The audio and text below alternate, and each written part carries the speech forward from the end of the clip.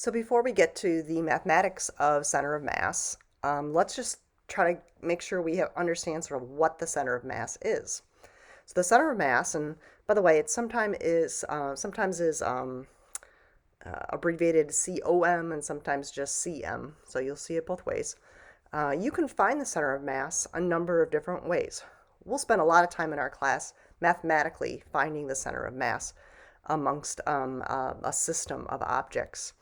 But if you find the location where an object balances, that is its center of mass. Or if you spin it and you look for the point about which it rotates, that is its center of mass. So there are some visual ways that we can find it. If the object is symmetrical, then it certainly will be able to be found geometrically. And so you can see some shapes here where you could sort of guess where the center of mass would be due to symmetry. But there are some odd objects where the center of mass isn't actually within the mass itself. So if you picture an empty bucket, the center of mass is going to be somewhere inside the bucket where there actually isn't any mass. Or, there's some other pictures shown here, a chair or a boomerang, a cup, okay, a hula hoop. There's going to be lots of situations where if an object is more complex, you might not actually, the center mass might not lie within a point of the mass. Now, in the classroom, if you'd like to try something like this out, grab a meter stick, and if you put your fingers on the two ends of the stick, and slowly slide your fingers towards each other. Your fingers are like a finger is underneath the stick. You will find that you'll always land at the center.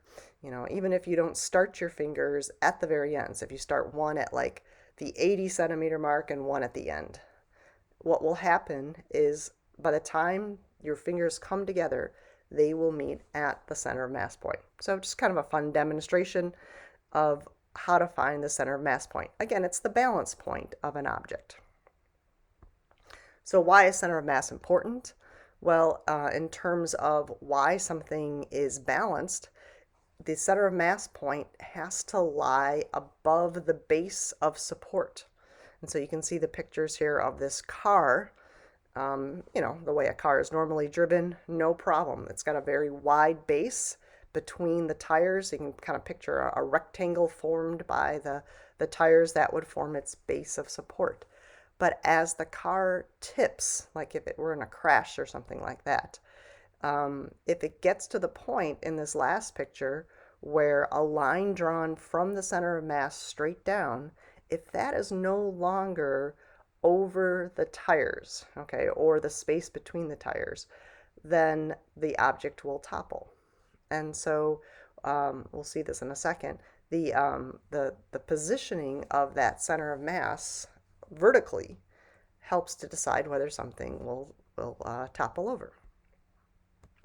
There's some demonstrations that you can try out. If you take a stool and you kind of bend over and put your head against the door when it's closed, and lift the stool up towards your chest, and then try to stand up.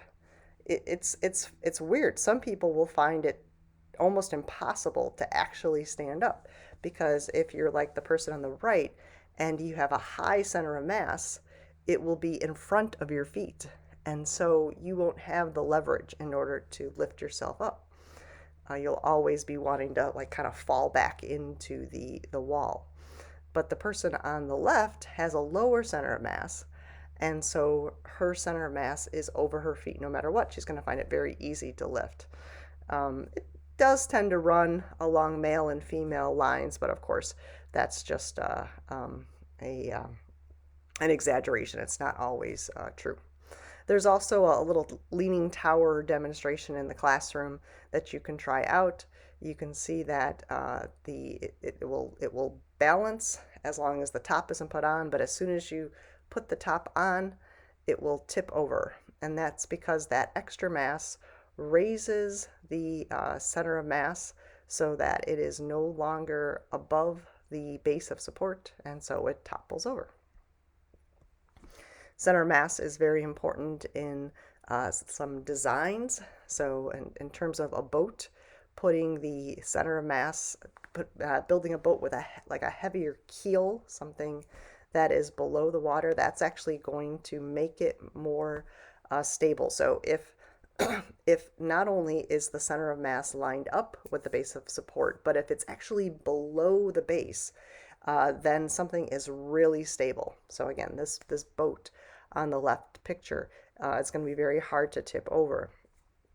Engineers use this, like this is the Space Needle in Seattle, and this actually has a very heavy, a very massive foundation below the surface of the ground, and that heavy foundation lowers the center of mass of the whole tower. And so again, it's very hard then to topple this over. It can survive huge windstorms and so forth. Another example here in our classroom is this balancing bird you might have played with. So it actually has lead pieces in the tips of its wings, and you can see if you look at it that they are below his nose, his beak, and so it's very hard to tip him over. He's very stable. He'll flop around and so forth, but he'll always come back to equilibrium. This, though, is very easy to topple over. Okay, here the center of mass is up high within the bottle, and that is above the base of support. And so it's as soon as it tips just a little bit, this bottle will tip over. One more idea that's going to be important for our class is that the center of mass point will follow the path that we sort of expect things to follow. So we have learned about projectile motion. The center of mass point of an object will follow the projectile path. Now, the object, whether it's a person flipping around in a dive or an athlete on a